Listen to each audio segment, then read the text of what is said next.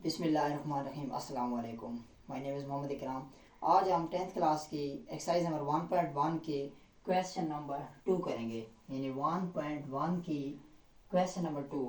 Question number 2 के अंदर ये कहना चाहता है कि आपने क्या करना है। जुज नंबर 1 हम इसके जो पार्ट है वो 1 करेंगे। इसमें उसने कहा है कि फैक्टराइजेशन आपने करनी है, या उर्दू में आप कह सकते हैं कि तजज़ी करनी है। तो आइए हम इस क्वेश्चन को तजज़ी करते हैं, यानी फैक्टराइजेशन करते हैं। तो सबसे पहले हम क्या करेंगे, हमारे पास एक दो दर्जी मसवात दी गई है, क्वाड्रेटिक इक्वेशन दी गई है। तो सबसे पहले हम इसमें क्या करेंगे, आपके पास सबसे पहले जो एंड पर क्वेश्चन में कांस्टेंट दिया गया है, तो आप क्या करेंगे, यहाँ पर जो आपके पास एंड पर क्वेश्चन दिया गया है, तो आपने इसको शुरू में क्या करना है, मल्टीप्लाई करना है जो एक्स की वैल्यू है। तो यहाँ पर एक्स के साथ जो दिशा है वो कोई नहीं है, 1 है। तो 1 को आप 20 के साथ मल्टीप्लाई करेंगे तो 20 ही बनेगा। तो यहाँ पर हम 20 की क्या करेंगे, तजज़ी करेंगे। तो यहाँ पर 20 की अगर मैं तजज़ी करूँ तो ये आपके सामने तजज़ी आ रही है। तो यहाँ 2 यानी फैक्टराइजेशन 2 10 20, और फिर 2 का टेबल फिर लेकर जाएंगे, 2 5 10 और 5 एकम 5। अगर मैं दोनों को आपस में मल्टीप्लाई करूँ तो 2 2 4 हो जाता है और एक 5 है। तो हमारे पास क्या आ गया, एक 5 है और एक हमारे पास 4 है। तो ये दो लफ्ज़ हमारे पास इसकी तजज़ी यानी फैक्टराइजेशन करने से आए हैं। तो हमारे पास ये 5 और 4 दो लफ्ज़ आ गए हैं, यानी इसको हमने फैक्टराइज करना है, तजज़ी करना है। तो 20 की हमने तजज़ी की है, इसके ऊपर हम टेबल लेकर गए हैं, और इसमें से हमारे पास दो लफ्ज़ हमने बनाने हैं जो कि अगर उनको ज़रब दें तो वो 20 बने, और अगर इनको हम जमा करें या नफ़ी करें तो हमारे पास दरमियान वाली जो रकम है वो वाली बने। तो हमारे पास कितना था, 5 और 4, यानी 2 2 4 और 5, यानी 5 और 4 हमारे पास आ चुका है। तो अब क्या करना है हमने कि 5 और 4 को आपस में ज़रब करें तो ये 20 बनता है, और अगर 5 और 4 को हम जमा करें तो 9 बनता है। हमें 9 नहीं चाहिए, हमें 1 चाहिए, यानी 1 चाहिए। तो हम क्या करेंगे, 5 और 4 को आपस में माइनस करेंगे, सब्ट्रैक्ट करेंगे, तो हमारे पास 1 आ जाएगा। तो 1 हमारे पास आ सकता है। यानी दो चीज़ें यहाँ पर आपको क्लियर करनी चाहिए कि जो आपके पास एंड पर लफ्ज़ है उसकी आपने तजज़ी करनी है, फैक्टराइज करना है, साइड पर टेबल लेकर जाने हैं, और फिर उनमें तमाम को दो लफ्ज़ों को अलग ज़रब दे देनी है, और जो बचे उनको अलहदा दो दो करके आपने ज़रब देनी है, और जो आपके पास लफ्ज़ आएंगे उनको आपने ज़रब देना है। तो यही लफ्ज़ बनेगा, वो तो वही बनेगा। लेकिन अगर आप जमा नफ़ी करें तो आपके पास दरमियान वाला लफ्ज़ आना चाहिए। तो हमारे पास 5 और 4 यानी 5 और 4 आ चुके हैं।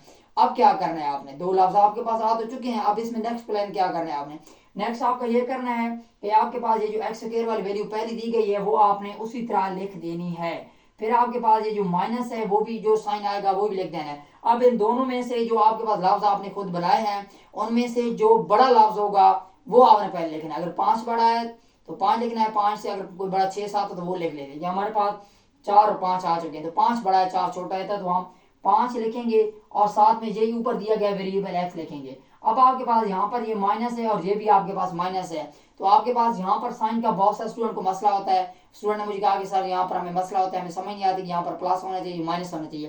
तो डियर स्टूडेंट, यहाँ पर आपने क्या करना है, ये जो आपके पास दो साइन है ये वाले, इन दोनों को अगर आप मल्टीप्लाई करें तो क्या हो जाता है, माइनस माइनस प्लस हो जाता है, यानी नफी नफी जमा हो जाता है। तो वही साइन आपने यहाँ पर आकर लिख देना है, ठीक है। उसके बाद आपके पास जो दूसरा लफ्ज आया था, अदद आया था 4, वो आप लिखें, और आपके पास यही एक्स जो है वेरिएबल वही लिखें, ये की पावर 1 है।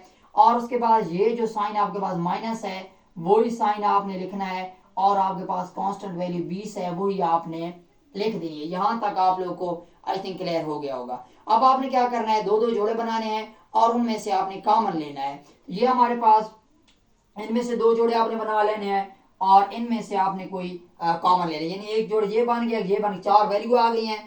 तो यहाँ इन दोनों में से एक कॉमन ले लेना है, और इन दोनों में से कोई चीज़ कॉमन ले लेनी है। तो हम कॉमन की तरफ जाते हैं। इन दोनों में से और तो कोई चीज़ कॉमन नहीं आ रही, सिर्फ एक्स कॉमन आ रहा है, क्योंकि यहाँ पर एक्स की पावर 2 है और यहाँ पर एक्स की पावर 1 है। तो हमने वही कॉमन लेना होता है जिसकी पावर सबसे कम होती है, उस हिसाब से। तो अब देखिए एक्स हमारे पास यहाँ पर की पावर 1 है, यहाँ पर 2 है, तो हम एक्स कॉमन लेंगे, और इधर हमारे पास कितना बच जाएगा, यहाँ पर हमारे पास एक्स की पावर 2 है, तो एक हमारे पास एक्स की पावर बच जाएगी, 2 में से 1 पावर जाएगी तो एक्स बच जाएगा। माइनस उसी तरह आएगा, बाहर कोई साइन नहीं है, प्लस का है तो माइनस उसी तरह आएगा, ये नीचे ही नहीं होगा। उसके बाद यहाँ से हमने 5 आ गया यानी 5 आ गया और x हमने क्या कर लिया है, कॉमन ले लिया है। फिर हमारे पास यहाँ पर प्लस है, वो प्लस उसी तरह आ जाएगा। यहाँ हमारे पास 4 है। अब आपने क्या करना है, यहाँ पर 4 का टेबल 4 पे भी जाता है और 20 पे भी जाता है यानी 20 पे।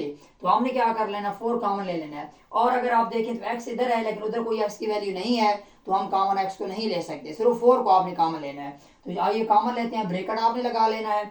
यहाँ से आप 4x में से आपने 4 को कॉमन लेना है, तो यहाँ हमारे पास क्या आ जाएगा, x बच जाएगा यानी 4 आपने कॉमन ले लिया।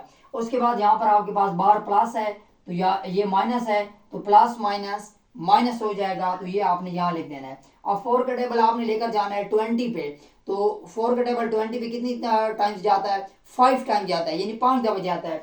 तो 4 को 5 के ऊपर टेबल लेकर जाएंगे तो 5 आ जाएगा, ये 5 आ जाएगा और यहाँ पर आपके पास क्या बात जाएगा, 0 बात जाएगा। मैं इंग्लिश में भी समझाता जा रहा हूँ, साथ में उर्दू में भी, ताकि आप तमाम स्टूडेंट का फायदा होता रहे। अब आपने क्या करना है, बहुत आसान हो, क्वेश्चन आपका हल हो चुका है। इन दोनों में से आपने देखना है कोई चीज़ आपकी कॉमन आ रही है या नहीं। अब यहाँ पर अगर ये दोनों आपके पास एक जैसे आ रहे हैं तो मतलब आपको क्वेश्चन सही हो रहा है।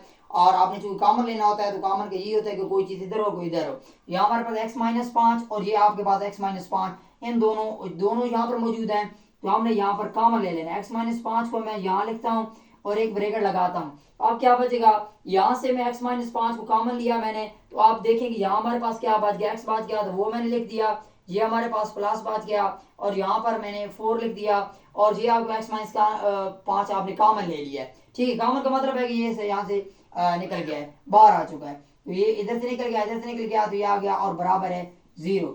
अब आपने क्या करना है, ये वैल्यू जो है इसको आपने क्या करना है, ये भी 0 के इक्वल है और इसको भी 0 के इक्वल है, क्योंकि मजीद आप यहाँ नहीं हो सकती, इनको 0 के इक्वल करके हम इनकी वैल्यू निकालते हैं। तो x-5 को आपने 0 के इक्वल किया और बराबर है 0 किया और यहाँ से आप ऐसे लकीर लगा लें और x प्लस ये जो 4 है इसको भी आप 0 के इक्वल करें और हमारे पास आ गया =0।